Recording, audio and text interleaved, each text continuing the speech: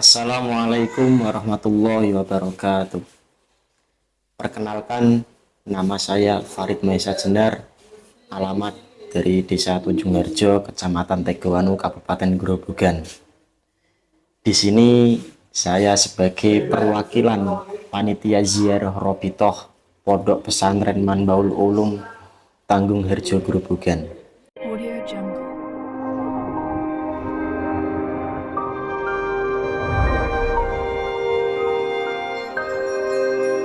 Audio Jungle. Akan menceritakan tentang biografi Sunan Bonang.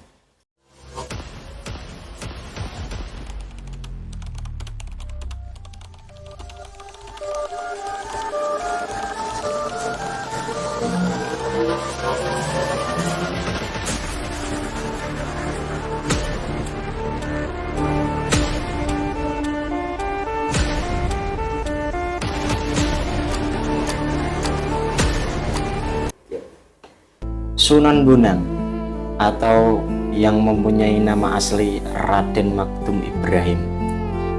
Raden Maktum Ibrahim merupakan salah satu ulama anggota Wali Songo sebagai penebar syiar Islam di tanah Jawa pada abad ke-14 Masehi. Sunan Bonang juga dikenal sebagai seniman yang berdakwah dengan menggunakan sejumlah perangkat seni, termasuk gamelan dan juga karya sastra. Konon Raden Maktum Ibrahim adalah penemu salah satu jenis gamelan dengan tonjolan di bagian tengahnya atau yang dikerap disebut bonang. Disitulah julukan Sunan Bonang disematkan kepada Raden Maktum Ibrahim. Raden Maktum Ibrahim atau Sunan Bonang merupakan putra keempat dari Raden Rahmat atau Sunan Ampel dari perkawinan dengan Nyai Ageng Manila, putri Bupati Tuban yang bernama Arya Teja. Sejarah hidup Sunan Bonang. Raden Maktum Ibrahim lahir pada tahun 1465 Masehi di Surabaya dan tumbuh dalam asuhan keluarga ningrat yang agamis. Sunan Ampel adalah pendiri sekaligus pengasuh pesantren Ampel Denta. Pendidikan yang diperoleh oleh Raden Maktum Ibrahim pertama kali dari ayahnya sendiri. Sejak kecil, Sunan Ampel sudah mempersiapkan putranya sebagai penerus untuk menyiarkan ajaran Islam di bumi Nusantara. Beranjak dewasa, Raden Maktum Ibrahim pergi ke negeri Pasai, Aceh, untuk berguru kepada Syekh Maulana Ishak, ayahanda Sunan Giri. Sejak kecil sudah nampak kecerdasan dan keuletan Raden Maktum Ibrahim dalam menuntut ilmu. Selain dibimbing oleh Sunan Ampel dan Syekh Maulana Ishak, Raden Maktum Ibrahim juga berguru kepada banyak ulama lainnya. Hingga akhirnya Raden Maktum Ibrahim diakui keilmuannya yang mumpuni dalam penguasaan fikih, usuluddin, tasawuf, seni, sastra, arsitektur, dan bela diri silat. Kelak, keterampilan silat Sunan Bonang berguna ketika beliau mengalahkan seorang perampok bernama Raden Said. Raden Said pun tunduk dan bertobat.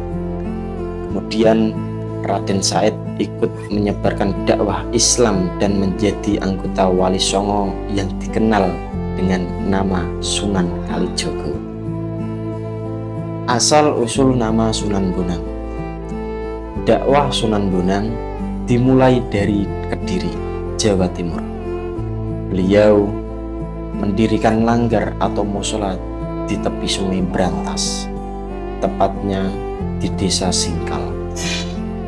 Diceritakan Sunan Bonang sempat mengislamkan Adipati Kediri yang bernama Aryo Wironoto Podo beserta putrinya. Setelah dari Kediri, Sunan Bonang berdakwah ke Demak, Jawa Tengah. Kedatangan beliau ke Demak merupakan undangan dari Raja Demak atau Raden Patah pada masa itu. Waktu itu Sunan Bonang diundang untuk diminta menjadi imam masjid Demak. Setelah lama tinggal di Demak dan menjadi imam masjid Demak, Sunan Bonang atau Raden Maktum Ibrahim kembali melanjutkan dakwahnya di daerah Lasem, Jawa Tengah. Selama di Lasem, Raden Maktum Ibrahim tinggal di desa Bonang. Hal inilah yang membuat beliau mendapatkan panggilan Sunan Bonang. Di sana Sunan Bonang mendirikan pondok pesantren yang dikenal sebagai Watu Layar. Raden Maktum Ibrahim atau yang dikenal sebagai Sunan Bonang, beliau berdakwah lewat seni dan sastra sebagaimana Wali Songo yang lainnya. Raden Maktum Ibrahim menyebarkan Islam melalui media seni dan budaya. Beliau menggunakan alat musik gamelan untuk menarik simpati rakyat. Konon Raden Maktum Ibrahim sering memainkan gamelan berjenis bonang, yaitu alat musik ketuk berbentuk bundar dengan lingkaran menonjol di tengahnya. Jika tonjolan tersebut diketuk atau dipukul, maka akan muncul bunyi merdu. Raden Maktum Ibrahim alias Sunan Bonang membunyikan alat musik ini yang membuat penduduk setempat penasaran dan tertarik. Warga berbondong-bondong ingin mendengarkan alunan tembang dari gamelan yang dimainkan Sunan Bonang. Beliau juga mengubah sejumlah tembang tengahan Macapat seperti Kidung Bonang dan sebagainya. Hingga akhirnya banyak orang yang bersedia memeluk agama Islam tanpa paksaan. Tembang-tembang yang diajarkan oleh Sunan Bonang berisi nilai-nilai keislaman, sehingga tanpa terasa penduduk sudah mempelajari agama Islam dengan senang hati tanpa paksaan. Sunan Bonang juga membuat tembang yang dikenal dengan tembang Tombo Ati atau penyembuhan hati. Berikut ini syair tembang Tombo Ati. Tombo ati iku limo perkarane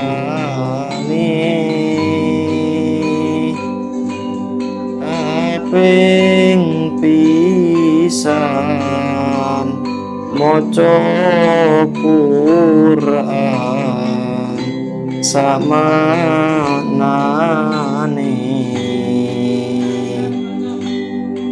kaping pindho salat wengi lakonono,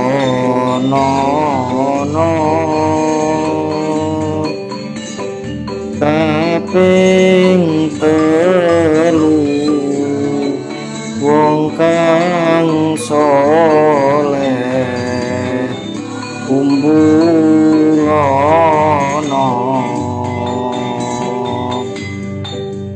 kaping papat kudu enteng ingkang luwe, kaping limo dikir wengi ingkang suwe. Gitulah syair tembang Tombo Ati. Biasanya syair ini dibuat pujian di musola-musola atau masjid ketika hendak melakukan jamaah. Sunan Bonang juga mahir memainkan wayang serta menguasai seni dan sastra Jawa. Dalam pertunjukan wayang, Sunan Bonang menambahkan ricikan, yaitu seperti ricikan kuda, gajah, harimau, garuda, kereta perang, dan rampogani untuk memperkaya pertunjukannya. Dakwah Sunan Bonang juga melalui penulisan karya sastra yang berjudul Suluk Ucil. Saat ini naskah asli Suluk Ucil disimpan di perpustakaan Universitas Leiden, Belanda.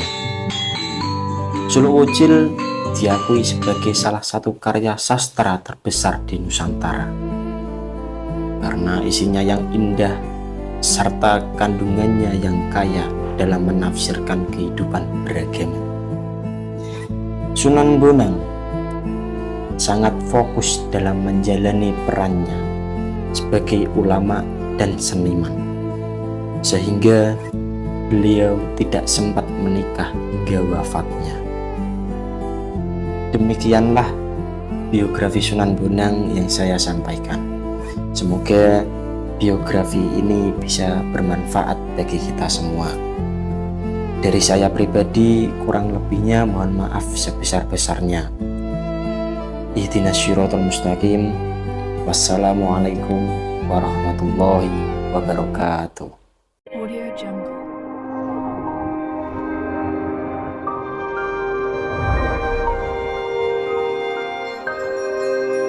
Audio Jungle.